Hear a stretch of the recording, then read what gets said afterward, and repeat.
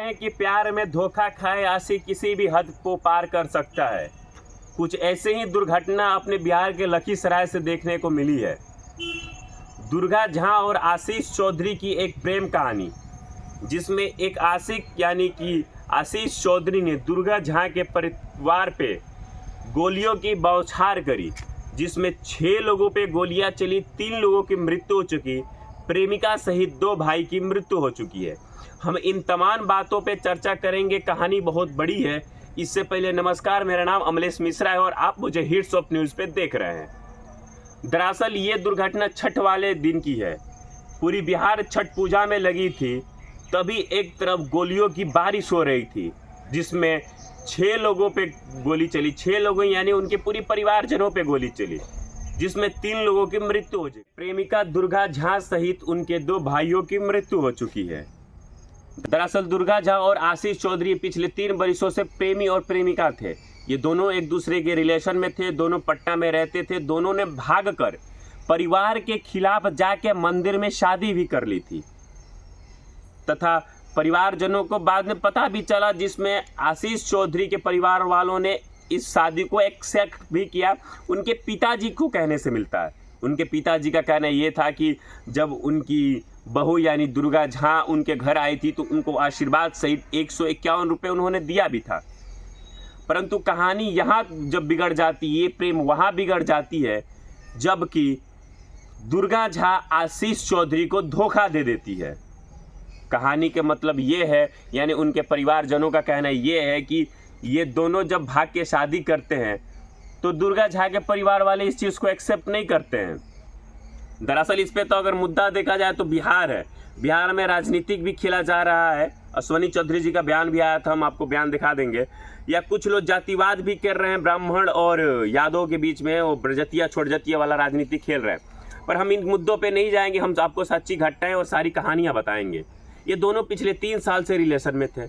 दोनों एक दूसरे के साथ पट्टा में रहते थे। दोनों ने भाग के कोर्ट में शादी भी करी मंदिर में। फिर ये दोनों घर आए। घर आने के बाद इन दोनों के परिवारजनों को पता चला। फिर दुर्गा झा को घर में टॉर्चर किया जाता था। दरअसल कहने का मतलब ये था उनके पिताजी के। तो ये अपने बॉयफ्रेंड यानी कि आशीष चौधरी से कहती कि मैं यहाँ नहीं रहूँगी, मुझे पट्टा ले चलिए, अपने साथ ले चलिए। इस प्यार के चक्कर में आशीष चौधरी ने अपने 10 लाख की किसी गाड़ी को भी बेच दिया है, अपने घर तक को बेच दिया है इस प्यार के चक्कर में, यानी इस लड़की के चक्कर में।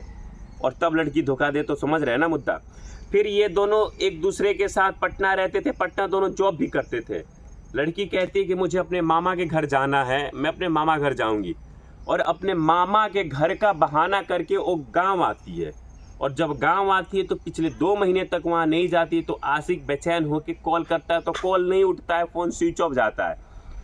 तो ये अपनी मतलब दुर्गा झा के मम्मी को कॉल करता है आशिक, क्योंकि वो जो चौधरी जी थे, आशिक चौधरी जी, उनकी कांटेक्ट में दुर्गा झा के मम्मी भी थी। तो उन्होंने अपने सासू माँ को कॉल किया। उन्होंने बोला कि मेरा कोई भाई यहाँ नहीं रहता है। फिर वो घर आए। घर आने पे उनको पता चला कि ये लड़की किसी और के साथ रिलेशन में है और अब मुझे तब छोड़ के साथ में नहीं रहेगी। तो दरअसल उनके पिताजी से जब बयान आया है आशिक के पिताजी से, तो उनका कहना है कि मेरा लड़का हर वक्त कहता रहता कि उसने मुझे बर्बाद किया, मैं उसको बर्बाद कर दूंगा, मैं उसको कहीं का नहीं छोड़ूंगा। और वही चीज़ देखने को मिला छठ वाले दिन। आशिक जाता है गोलियों के साथ, बंदूकों के साथ, और लगातार फायरिंग करता है उनके परिवार पे, जिसमें 6 लोगों की मृत्यु 6 लोगों पे गोली चलती है, उनके पूरे परिवारजनों पे, जिसमें 3 लोगों की मृत्यु हो जाती है, जिसमें दुर्गा झा जी थी और उनके 2 भाई थे। चलिए, ये तो एक प्रेम प्रसंग का मामला है और एक गुनाहगार को सज़ा मिलनी चाहिए। और ये चीज़ उनके पिताजी भी कह रहे हैं कि मुझे पुलिस सामने ला के उसको खड़ा कर दे, मैं खुद गोली मारूंगा, या पुलिस प्रशासन पूरे भारत में कहीं से भी ढूंढ के ला के उसको फांसी की सज़ा सुना दे, क्योंकि 3 हत्या करी है उसने। परंतु कुछ नेता, कुछ राजनीतिक लोग हैं जो उस पर भी राजनीति खेल रहे हैं कि यहाँ पे ये सुविधा नहीं है, वहाँ पे वो सुविधा नहीं है, किसी विपक्षी दल के नेता वहाँ क्यों नहीं पूछे। तो पहली बात ये ना ज़मीनी मुद्दा है, ना राजनीतिक मुद्दा है, प्रेम प्रसंग का मुद्दा। इसमें राजनीतिक दल को लोगों को क्या पूछना, हमें नहीं लगता किसी तरह से सही है कि कोई राजनीतिक दल पहुँच के अपना वहाँ टिप्पणी करे, क्योंकि कोई भी राजनीतिक दल पहुँच के वहाँ सांत्वना नहीं देगा। उस इंसान का खोया हुआ 3 परिवार का हिस्सा, उस हिस्से को नहीं देंगे। उनका परिवार रिटर्न नहीं आ सकता।